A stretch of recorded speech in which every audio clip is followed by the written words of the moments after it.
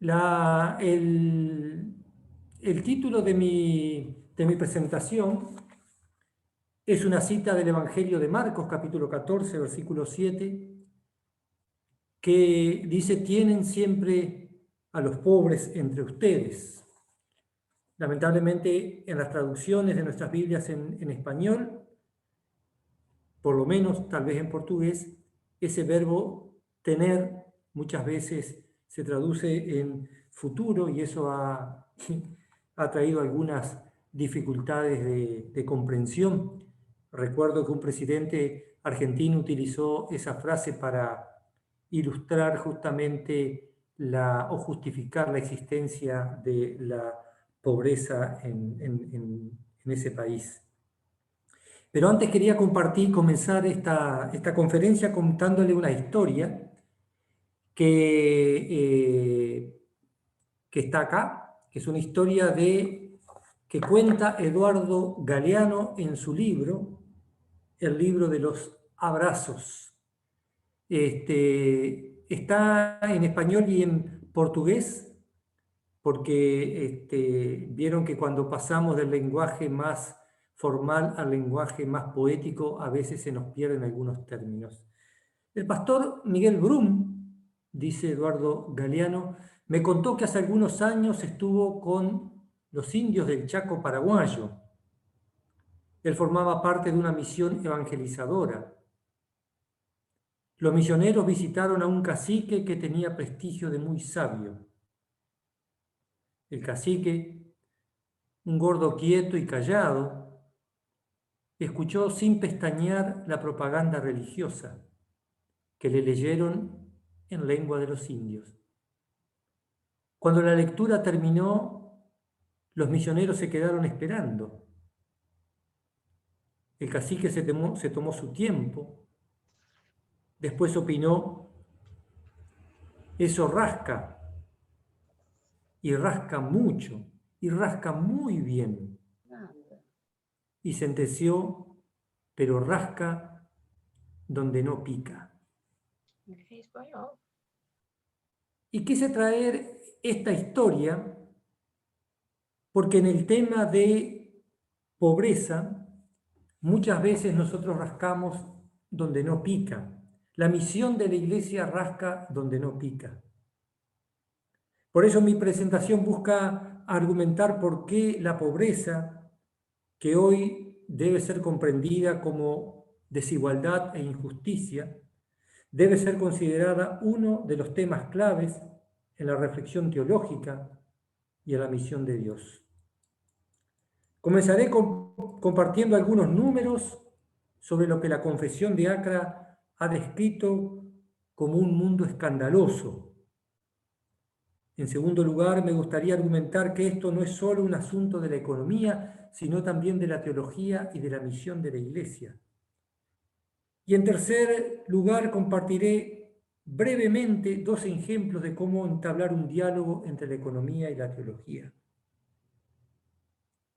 La Confesión de Acra del año 2004, después Milton va a profundizar sobre eso, declaró que vivimos en un mundo escandaloso que niega el llamamiento de Dios a la vida para todas las personas. Hoy en día hay aún más razones para afirmar eso. Les comparto este gráfico, que es un gráfico de la renta global según el informe de la riqueza global elaborado por el Instituto de Investigación del Banco Credit Suisse y que corresponde al año 2019. Según este informe, si ustedes pueden ver, el 0,9% de la población, 47 millones de personas, su patrimonio neto es de 158.300 billones de dólares, lo que asciende al 43,9% del total de la riqueza mundial. Esas son las personas que tienen como patrimonio neto más de $1 millón. En la parte más inferior de la pirámide vemos que hay 2.883 millones de personas que viven con menos de $10.000, que su patrimonio es menos de $10.000, y que corresponden al 56,6% de la total de riqueza en el mundo. Y es un dato interesante que la proporción de la riqueza ha aumentado desde el año 2000 al 2019, pasó del 34% al 44%. Es decir, en esos 20 años aumentó en un 10% la acumulación del capital del 0,9% en perjuicio del 56,6% de toda la población. Si miramos la región nuestra, Latinoamérica y el Caribe, encontramos, según el informe de la CEPAL, que la desigualdad es una característica histórica y estructural de las sociedades latinoamericanas y caribeñas que se ha mantenido y reproducido incluso en periodos de crecimiento y prosperidad económica.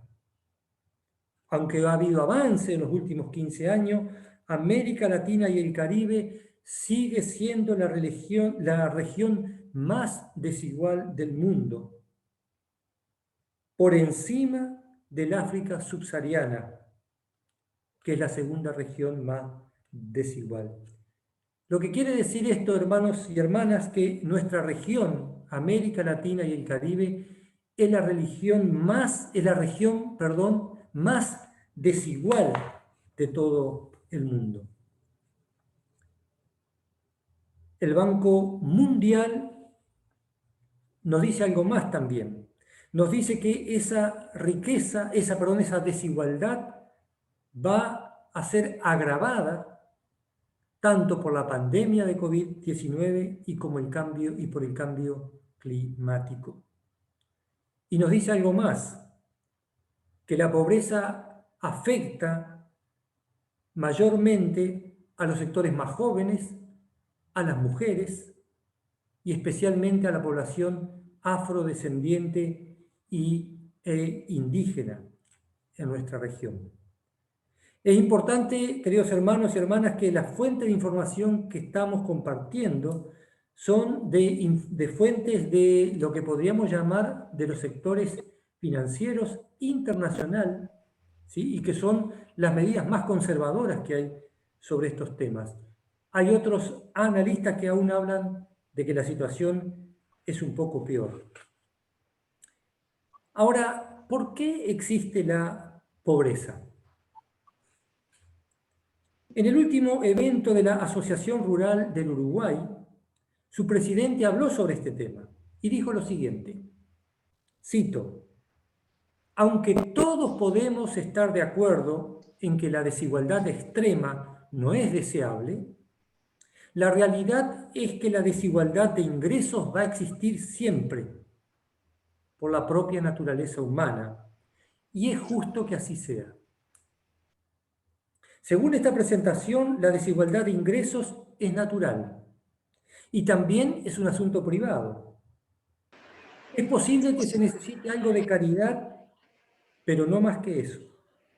Según su entendimiento, las clases altas deberían pagar menos impuestos para que la economía crezca y finalmente se extienda a todos.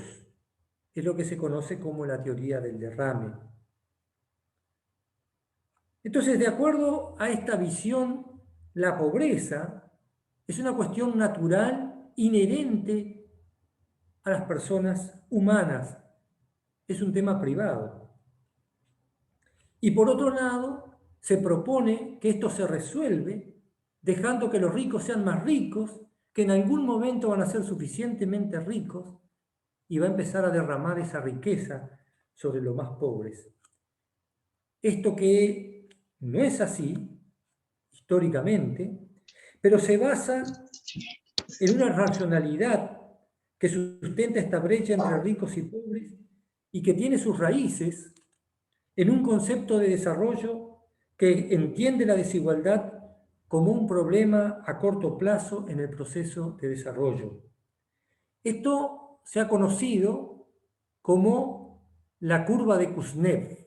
Kuznets escribió este texto en el año 1955 y él explicaba básicamente que la desigualdad aumenta en un proceso inicial de industrialización o de desarrollo o de crecimiento de la economía. Es decir, lo que se nos repite constantemente en nuestros países es que se reconoce la desigualdad, pero se entiende que esta es algo a corto plazo y que si avanzamos en el desarrollo de la economía, en el crecimiento de la economía, esa desigualdad va a ir cayendo en esta U invertida. Sin embargo, la curva de Kuznets no se curva, sino que la diferencia sigue creciendo. El sistema económico concentra, no derrama.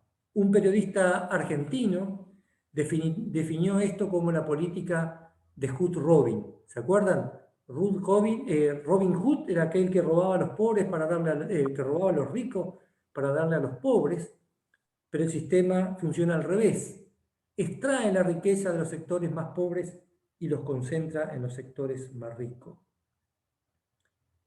Hay un autor francés que escribió un libro monumental sobre estadística económica y hace un estudio estadístico de los últimos 200 años de la economía en el mundo. Y él dice, la teoría de la curva mágica de Kuznets se formuló en gran parte por razones equivocadas y sus fundamentos empíricos eran extremadamente frágiles. La fuerte reducción de la desigualdad de ingresos que observamos en casi todos los países ricos entre 1914 y 1945 se debió sobre todo a las guerras mundiales y a los violentos choques económicos y políticos que conllevaron, especialmente para las personas de grandes fortunas.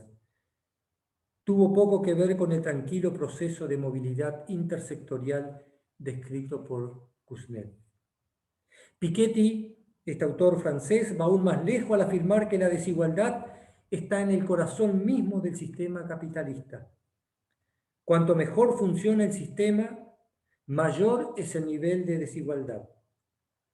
Según este autor, existen fuerzas convergentes que tienden a reducir la brecha entre pobres y ricos, como la educación y la tecnología.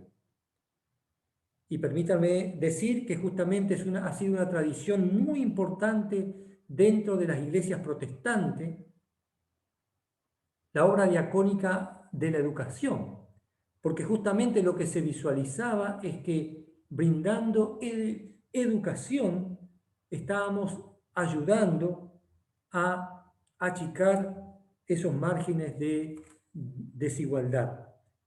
Eso es una fuerza convergente. Sin embargo, Piketty dice que hoy las fuerzas divergentes, es decir, las fuerzas que hacen ensanchar la brecha, son infinitamente más poderosas y arrastran la economía a un nivel creciente de desigualdad. Entonces, hoy la situación de desigualdad económica y social no es colateral al sistema, sino que es su dinámica intrínseca. Es decir, vivimos en un mundo escandaloso, según la Confesión de Acra, que condena a millones a la pobreza y aumenta las ganancias de unos pocos a niveles inconmensurables. Ciertamente, este es un tema complejo y es de larga data y necesitamos más que consignas para poder transformarlo. Y quiero detenerme en este punto un segundito. La desigualdad que crea el sistema no se resuelve con consigna ni se resuelve mágicamente, sino que implica un estudio serio, minucioso, de cómo está entrelazada la estructura económica de nuestros países.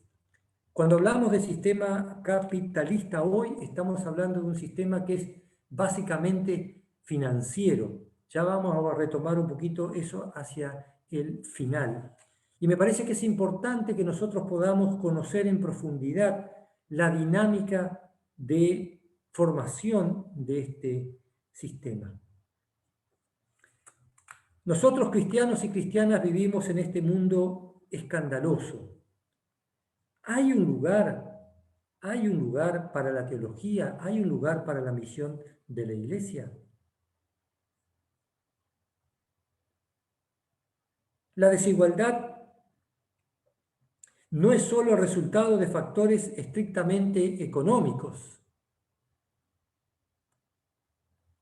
sino que la historia de la desigualdad está determinada por la forma en que los actores económicos, sociales y políticos ven lo que es justo y lo que no es, así como por el poder relativo que esos actores tienen y las elecciones colectivas que resultan. Si es así,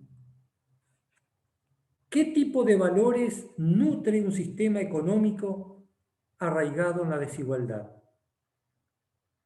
¿Qué tipo de espiritualidad, qué tipo de teología, qué tipo de religión apoya la exclusión y muerte de millones para favorecer a unos pocos? Y desde el otro lado podemos preguntarnos qué tipo de espiritualidad modela esta obra escandalosa, si lo permitimos, en nuestra fe.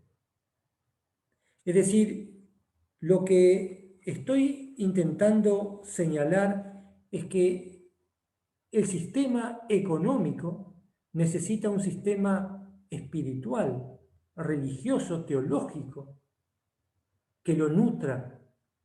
Y a su vez, el sistema económico crea, fomenta una determinada espiritualidad. Y aquí nos confrontamos con las palabras del Evangelio de Lucas, capítulo 16, versículo 13, cuando dice: ningún siervo puede servir a dos señores, porque aborrecerá al uno y amará al otro, o estimará a uno y menospreciará al otro. No pueden servir a Dios y a las riquezas. Lo que estoy diciendo, queridos hermanos y hermanas, es que no podemos pensar la iglesia, no podemos pensar la teología, no podemos pensar nuestra espiritualidad desconectada del mundo económico, porque el mundo económico exige y al mismo tiempo genera una determinada espiritualidad. Si la economía se relaciona con valores y expectativas que dan soporte y también generan cierta espiritualidad, nosotros, nosotras, seguidoras, seguidores de Jesús de Nazaret, debemos involucrarnos seriamente en esta interacción entre teología y economía. Pero ¿cómo podemos hacerlo nosotros, como teólogas, como teólogos, como miembros de nuestras iglesias? ¿Cómo podemos dialogar con la economía? Daniel, en su presentación, va a ahondar un poco más en uno de los aspectos cruciales del modelo económico y de la espiritualidad o del pensamiento o de la cultura con la que se involucra. Por lo pronto yo quiero decir que es necesario tomar conciencia de la relación entre los modelos económicos y su impacto en la subjetividad humana. Un sistema de organización social que tiene la maximización de las ganancias económicas como elemento único, definitivo y central, auspiciará relaciones interpersonales basadas igualmente en el uso de otras personas, en el uso del resto de la creación, viéndolas como objetos para ser usados en la búsqueda del beneficio y el placer personal, y para ser luego descartado de haber obtenido de ellos aquello que se desea. Por eso, queridos hermanos y hermanas, hablar de pobreza significa comprender cabalmente cuál es la estructura que genera pobreza. no es necesario o no es suficiente, pero mejor dicho, es necesario trabajar en políticas de convergencia, pero no podemos olvidar que estamos enfrentados o en medio de un sistema que su dinámica misma es la creación de pobreza. Y el primer aporte que desde la teología y desde la misión de la Iglesia podemos hacer es preguntarnos desde dónde hacemos teología, desde dónde y con quiénes pensamos la misión de la Iglesia. Y me parece que este es un aspecto esencial que nos permitirá comprender que desde el Evangelio, y de ahí el título de esta conferencia, estamos llamados a hacer teología desde los que sufren, desde los crucificados. Y por eso la misión de la Iglesia debe ser pensada, debe ser dicha, debe ser estudiada desde los sacrificados, desde los crucificados. El teólogo católico John Sobrino dice lo siguiente: la cruz es pues todo menos metáfora. Significa muerte y crueldad, a lo que la cruz de Jesús añade inocencia e indefensión. A los teólogos cristianos, la cruz nos remite a Jesús de Nazaret. Él es el crucificado. Por eso, al llamar a los pobres de este mundo pueblo crucificado, se les saca del anonimato y además se les otorga máxima dignidad. Es desde ese lugar, queridos hermanos y hermanas, que debemos hacer teología. Y permítanme una digresión. En nuestros países, en cualquiera de los países en los que estamos, se nos informa diariamente el número de personas que han muerto a causa de la pandemia de COVID-19. Sin embargo, cuando hablamos de muerto, no estamos hablando de lo que realmente significa. No estamos llamando a esos muertos como realmente se los debe llamar, porque son muertes evitables. Esas personas que mueren son personas que nosotros como sociedad sacrificamos. Son los sacrificados, ¿sí? Son los crucificados para que nuestras sociedades sigan andando. ¿Por qué digo que son sacrificados? ¿Por qué digo que son crucificados? Porque hay medidas de cuidado que pueden haber sido tomadas, pero no se toman para que la economía siga funcionando. Hay medidas como, por ejemplo, la liberación de la patente de la producción de las vacunas, pero no se toman porque hay que defender el modelo de producción de esas vacunas. Entonces, queridos hermanos y hermanas, aunque suene feo a nuestros ojos, esas personas que mueren en nuestros países, en Uruguay, son un promedio de 60, 70 personas por día.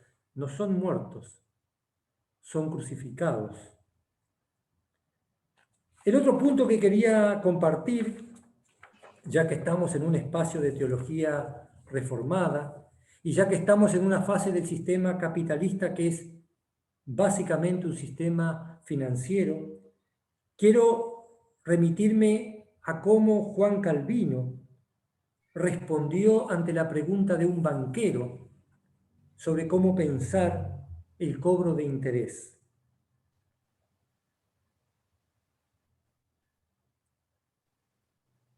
Si el préstamo no está enfocado a la necesidad de quien lo solicita, sino exclusivamente a la búsqueda del lucro de quien presta, ya no es una herramienta de cohesión social, de dar una nueva oportunidad, sino que forma parte de un sistema de expropiación de los recursos de quienes se encuentran en un sistema de vulnerabilidad.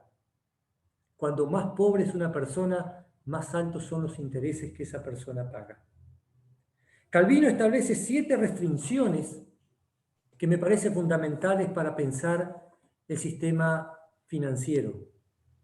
Calvino entiende que los textos bíblicos inequívocamente condenan a cobrar intereses cuando los intereses están destinados a la subsistencia o para aliviar el sufrimiento ante una crisis y no a producir más riquezas. En esos casos, afirma, cito, nadie debe cobrar intereses a los pobres ni obligarlos a pagar intereses si están en extrema necesidad o han sido visitados por la desgracia.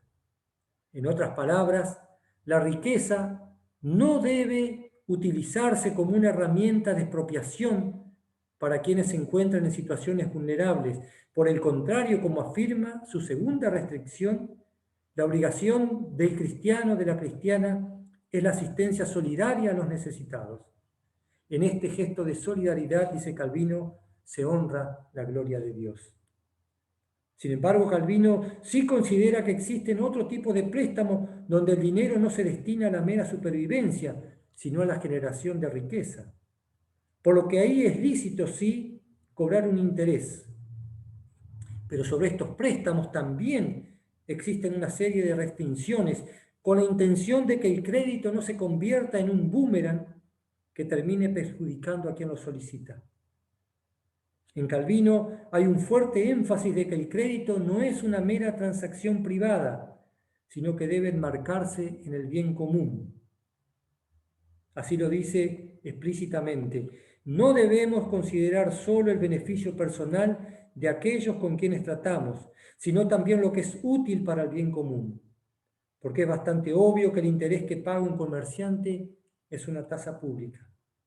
Entonces, queridos hermanos y hermanas, me parece que este ejemplo, estos dos aportes que podemos hacer desde la teología, desde la misión de la Iglesia, uno tiene que ver concretamente desde qué lugar hacemos teología, desde qué lugar hacemos economía, confrontar a la economía, poner en su eje de visión como elemento esencial, prioritario, la situación de los más vulnerados, de los más vulnerabilizados, de aquellos que son crucificados, que son sacrificados por este sistema.